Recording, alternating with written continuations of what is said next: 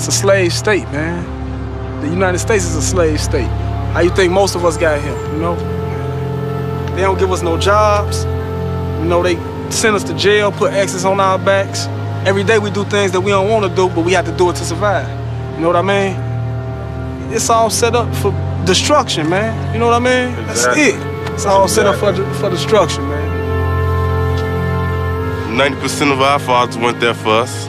They probably was on dope or ran off with somebody else. School only took us so far, and it was all on us after that. Either you had a wicked jump shot or you sling crack rock. That was our choices right there. Only positive thing you can do is try to take care of your kids. That's the only thing that'll make you a man out here. You know, we live in an era where most of us die young, so we learned to really, really enjoy that little time that we got here with each other, because we never will know when we leave. One group has to be at the bottom, and we were just that chosen group. I mean, look at the neighborhood. This the hood. You know what I'm saying? Like an ant farm, ant hill. People going to work, coming home. People raising their kids, cutting their grass. You know what I'm saying? We're a society within societies here. Not it ain't fair at all. It ain't fair. It was never fair. It was never fair to our ancestors, man. It was never fair. I don't get it twisted. I don't sell no drugs. You know, I got a job, but you know what I'm saying? I make it look real easy. Aha. You know what I'm talking about? We make it look real easy over here. You know what I'm saying? Ain't nothing, you know, there ain't nothing to it. You know what I'm saying? About to do it. So let it be what it is. Let it be what it be.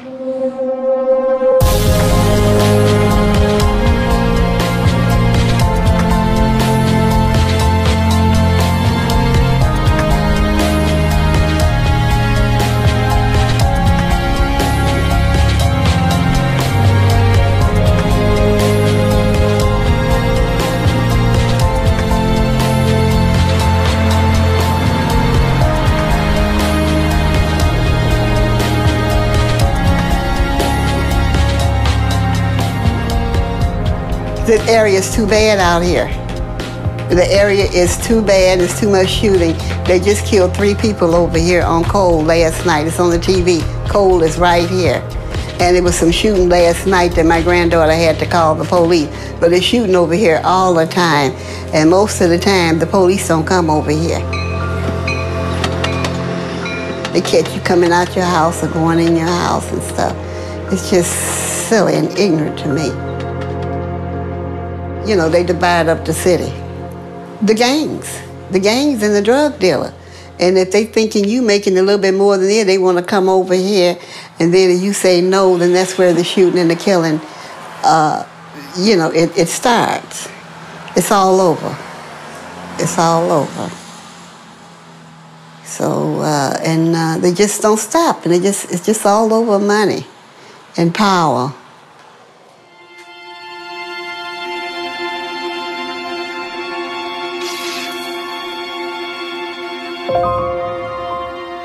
There's only 2 things that'll happen to a young man that decides that he wants to be a drug dealer.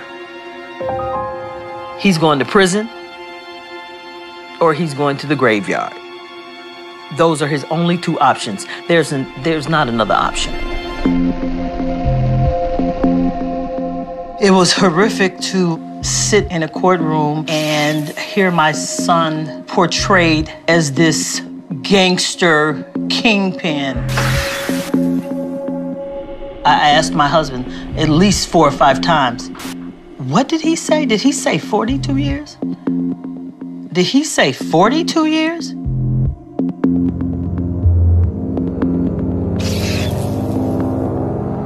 Oh, I miss him so much. I haven't seen his face in over 5 years. A little bit about 5 years. I was like, well, basically, well, what did you do for 25 years? Because the only person people get like that, if you think is murderers, you know, or rapers or something like that, to get 25 years. And I was really kind of upset about that.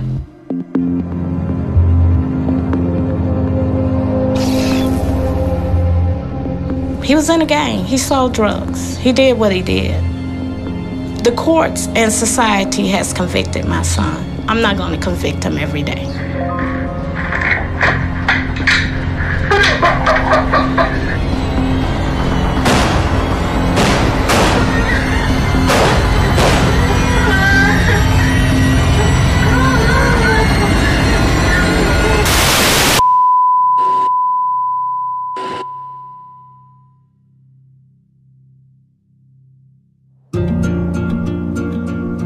First of all, before I begin this letter, Mama, I want to tell you that you're very special to me, and you know that I love you. Thank you for loving me when I didn't love myself. Really, words can express how much I love you, so I just want to say thank you. Chicago is my home. That's all I know. That's my city. I was a graffiti artist back when I was younger. You know, I spray painted trains and walls, and I stayed out all night. You know, but the streets kind of raised me. I was always in the streets since I was young. I would always display that I was a good child. But for hours when I was supposed to be in bed, I'd be watching and listening to the gangsters in the courtyard where we lived in the Jane Addams. I was fascinated by their lifestyle, and I wanted to be like them. I got to a point in my life where I wanted to be a drug dealer. It was hard work, but I like how fast you reap the benefits. The money I made in Chicago was cool when I first started hustling, but as I got older, I realized it was just not fast enough. So I decided, like a few others I know, to take my show on the road. I went to several different towns in Illinois, Indiana, Minnesota, Kentucky, and ultimately landed my hat down in Rockford. While I was in Rockford, I ran across my Stone brother, Duck, and we decided to work together. At first, it was just business, but then it became like pleasure. Rockford was not our home. We were invading someone else's territory. We were foreigners in a foreign land. Like, I never thought they'd go through so much to put us behind bars. I never thought they'd go through so much to get little old me. I never was a good drug dealer, but for a long time, I was happy. Because I was one of them gangsters I fantasized being when I was little, seeing them in the courtyard. Truly in my heart, I do not regret going to Rockford.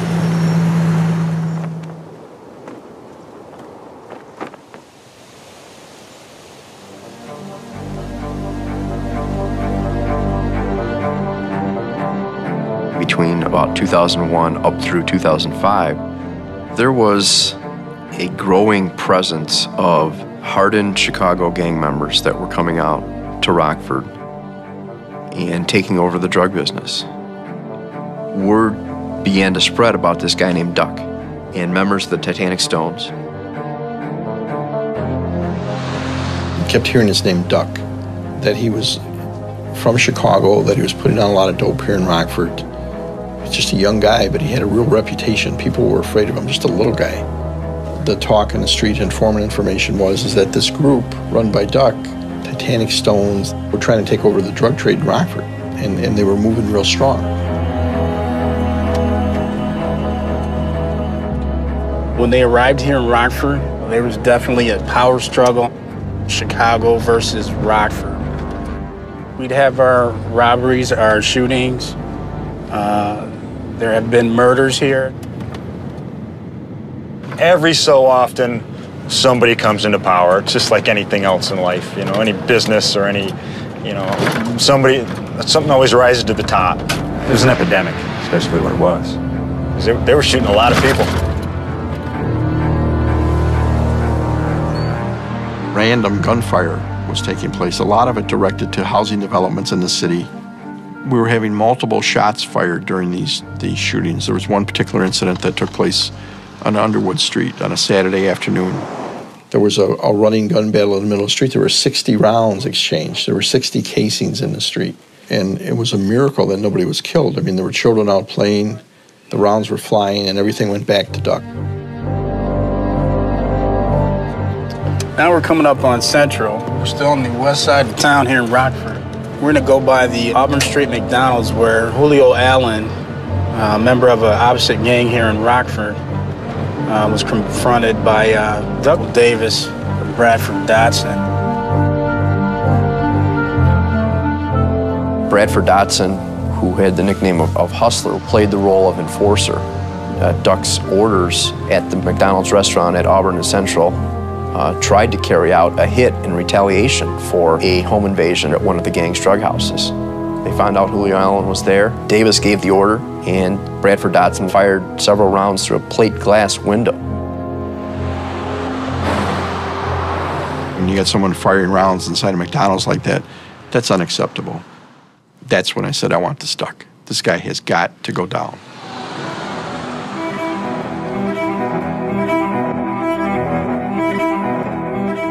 We initiated a federal case.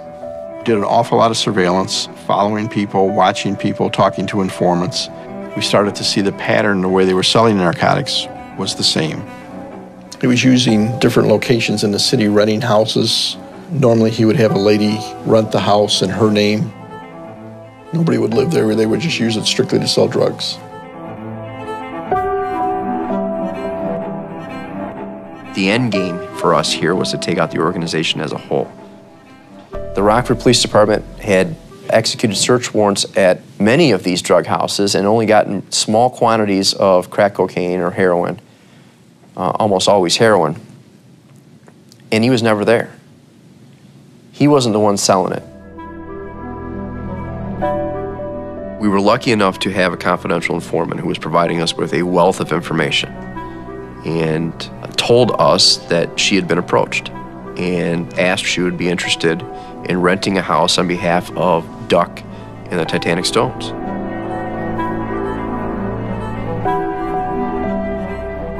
Yeah, I was selling crack. I was selling dime bags, 20s, 8 balls. I mean, I was good at it. I'm not gonna sit there and say I was good at it. I just slipped up one time because I was drunk. I was messed up and forgot to take it out and went to jail, and they found it in the jailhouse. Some people say they ain't scared of going to prison. That's a lie. Everybody's scared to go to prison because I was scared to go to prison. I had to make a decision and had to make it quick. And anybody in my shoes, anything, probably would have did the same thing if you really cared about your kids, you know? Everybody call me snitches. Okay, I'll be a snitch. My kids is more important than any of y'all, anybody. My kids and my family come before anything. Duck looks like the coolest person. I'm talking about like the coolest person. You look into it, you be like, oh, he's a low Canadian, but he's the scariest person. If you get to know him and you see how he really is, he's the dangerous man in period I ever seen in my life because he's very dangerous. I'm talking about he had more power than Scarface. That's how I'm telling you. That man was big, big. They would have killed me if they found out I want them down, how I went down. They would have killed me. I'd be dead. I mean, it's a chance I had to take.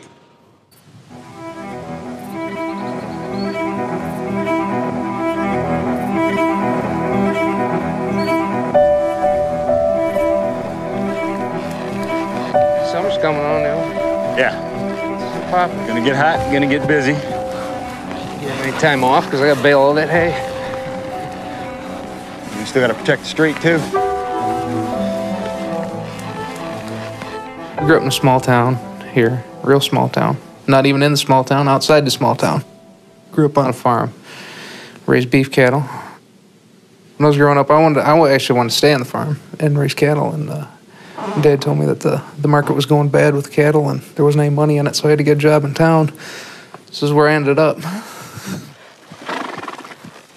He does have a pretty gait. Yeah. Beginning of the case, I was working in the narcotics unit, and my brother was in the gang unit. And we were both working both angles of it. And Barry came to me one day and said, hey, man, I got an idea. Do you think this will work? He told me that he had an informant, and the informant had been approached and asked to rent a house, and then the house would be used for a drug house. And they wanted to wire the house up with video and audio. And said, yeah, I think we can make that happen.